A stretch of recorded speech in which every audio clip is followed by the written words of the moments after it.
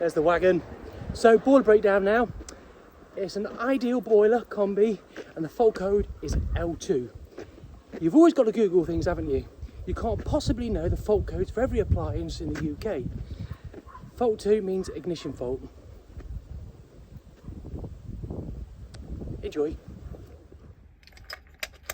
3-amp fuse.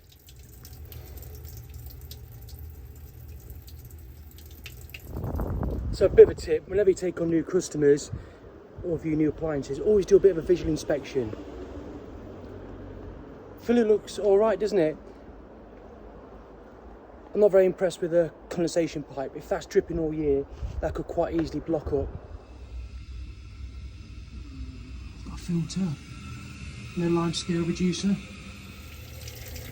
Give it a reset it. So the first thing that I've done is I've taken the trap out and cleaned it. That was really blocked.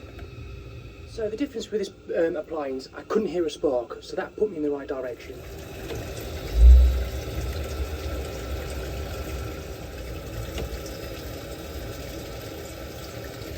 Power there.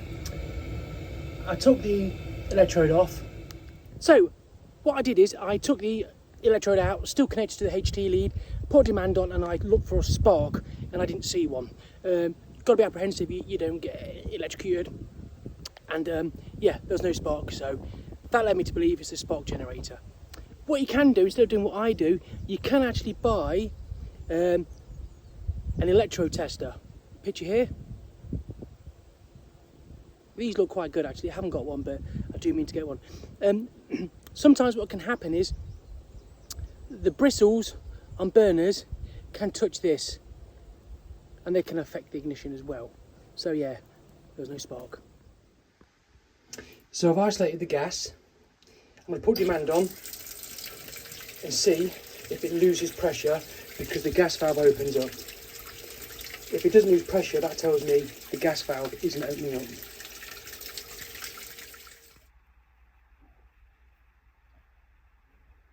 So the resistance reading for this HT lead is inconsistent.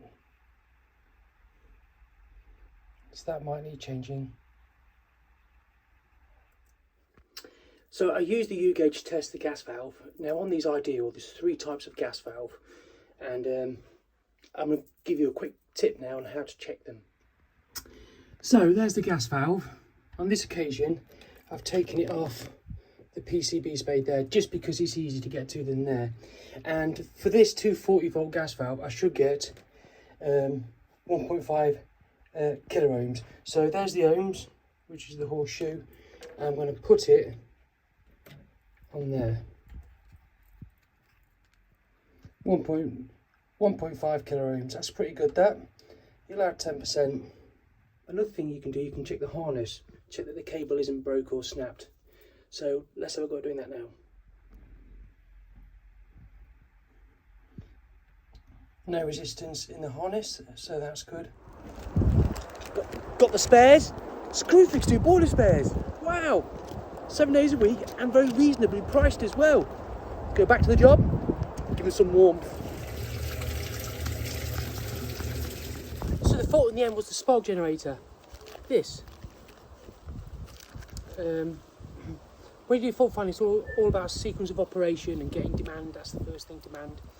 So it had power to it, but it wasn't creating any form of spark. I checked everything else. Checked the gas in the video, you saw me use the U-gauge to see if the gas valve was opening up.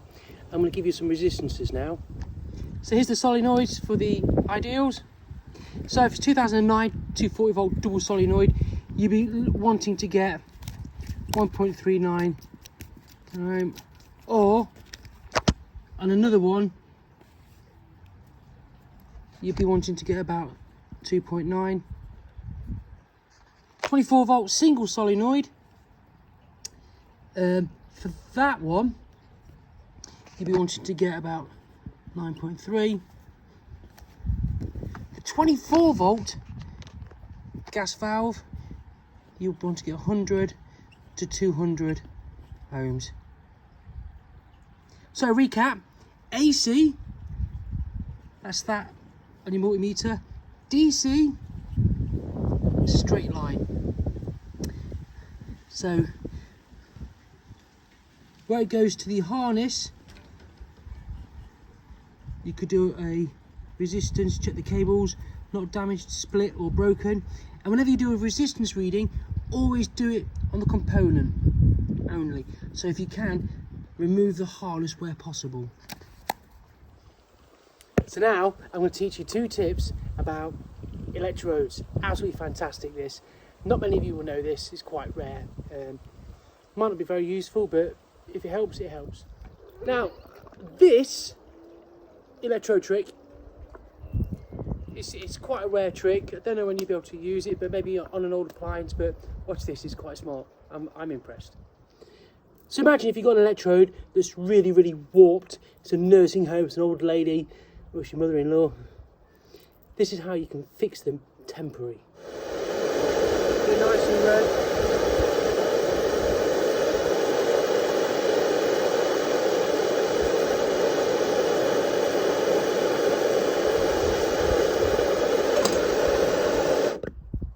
There you go.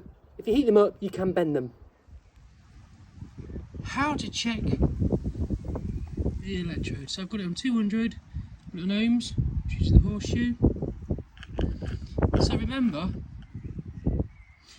resistance is how easy electric can go through a component. So the probe's touching.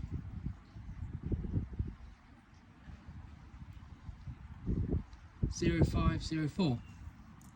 So this is how you check a fault in the electrode. So we're going to go close together.